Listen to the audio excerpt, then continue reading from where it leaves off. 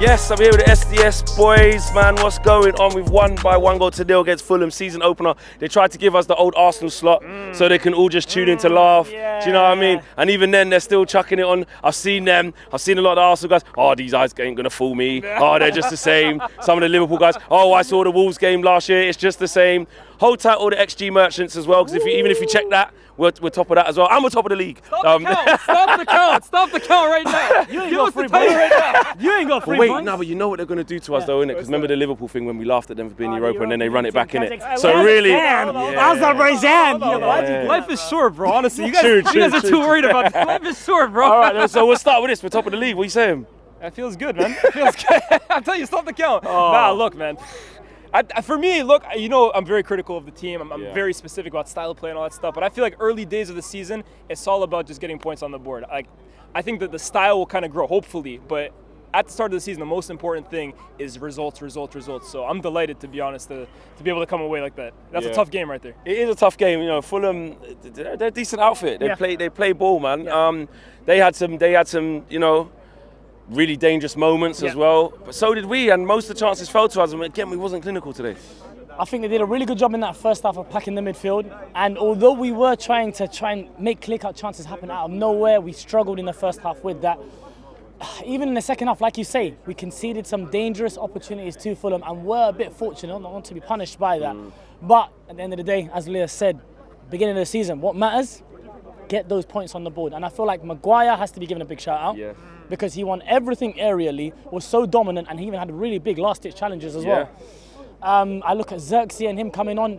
After he got the goal, you saw the confidence. You saw that little drop in. I think we've seen in Bologna. I can do a little flick around the corner. I can do all of these kind of things. I said that, innit? I said it to someone else. I was like, yeah, the confidence after the goal.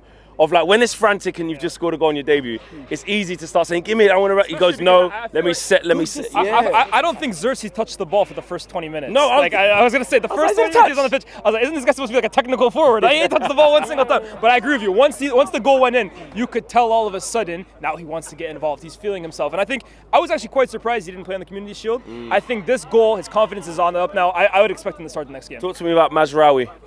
I thought him and Maguire were the best players on the pitch today, right? Honestly, I know we spoke about Maguire a little bit, but Mazraoui, right? A lot of question marks were kind of being asked. Is replacing Wan-Bissaka of Mazraoui the right? But I think Mazraoui is kind of going to give us what Daley Blind gave us in the past, right? Fundamentally very good footballer. His IQ is quite good. He might not be as extravagant a defender as Wan-Bissaka, right? 1v1, but he dealt with his opponent today exceptionally well. I think he's going to be a player that massively helps us, especially in build-up as well, too. For real. And Ten Hag said in the presser, he said that Mazraoui's a player that is difficult to put him under pressure. And sometimes you're like, I wonder kind of what you mean, like, he's picking him up a lot there. Yeah. We saw shades of that where he's like, you can't rush me. Like, I'm technically sound like Leah said there, I'm cool with it. We got the trailer, we got the teaser in the training clips. Yeah. And we saw him in the middle of the rondos just looking so comfortable. Give me the ball anywhere, my first touch is always going to be good. And what I really like about him is that little reverse pass that he does with his left foot. Yes, I saw Delict do it in the training as well.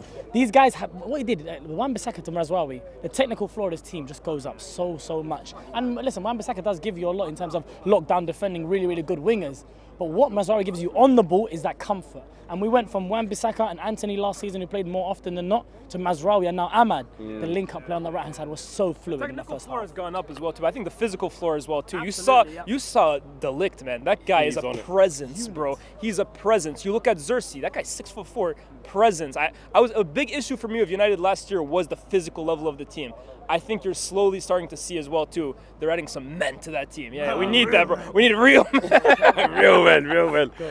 In terms of the performance overall, come in a little bit. Yeah. In terms of the performance overall, obviously there's still stuff to work on. Like when it was 0-0, and the reason it was 0-0 because we didn't take our chances, but it was still a little bit like a bit of a basketball match. Yeah. There were still elements and shades of that. That's the one thing for me with Ten Hag's football that I'm still yet to be convinced by.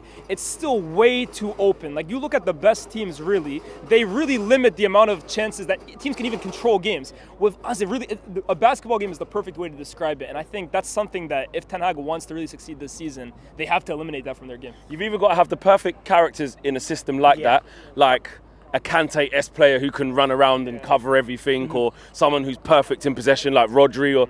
But for the style that we want to achieve, we're still a little bit away off in terms of the characters in there. There's a couple of tactical details about Ten Hag's football. He wants his midfielders, when that press happens, they have to be the ones that cover out wide. They have to have huge engines. I was saying to Lias, and I was joking a little bit, but the Ten Hag ideal double pivot will probably be Ugarte and Mount. Engines, runners, people who are going to... But then you look at the passing that you lose out on that, then he has to find the balance in that system right now. But this is the reality. I think United fans have to be realistic about it. This is the way that Ten Hag wants to play. It's going to be high octane. It's going to be pressing, and we saw shades of it working. There's a lot of pressing today. There was a lot of pressing, and it really did work in that first half. But it creates a bit of a gap. Like the gap we had last season that was an issue was defensive midfield line. Now that front line press and the midfield line, as soon as that starts becoming closer, then we're going to be a bit. I'll tell you what an issue right now is with the style of play. And I think it's similar to last season. You were kind of saying it. It's kind of similar to how Ten Hag wanted to play with his Ajax team towards the end. If you really watch United, they don't really play through the middle quite often. It's really the center backs, Maguire and Lisandro, are given basically, they're almost like quarterbacks for United. They're the ones really dictating the build-up. But for me, it kind of hurts Kobbie's game. It hurt Bruno's game because they don't really get involved that much. And I think that's a big issue in terms of United controlling games. The build-up ends up becoming very pedestrian because you just have Maguire and Lisandro just dwindling on the ball. Sideways too much. Lastly, finish off, man of the match. I give it to Maguire, man. I think Maguire was excellent today, man. Imperious in the air, bro. But I say Mazraoui as well, too, show. I will give it to Maguire, but Kobbie Mainoo, anyone who had any agendas about Kobbie Mainoo off the ball, I think that was silence tonight. Second balls, winning the ball, holding the ball off. I ain't gonna add them. Hey, say names, bro. They know who they are. Say names, bro. You know who you are. Elias and Stars, you know who you are. Don't be silent. Big up, man. Come on, man. Big up, bro. Big up. Anytime, man.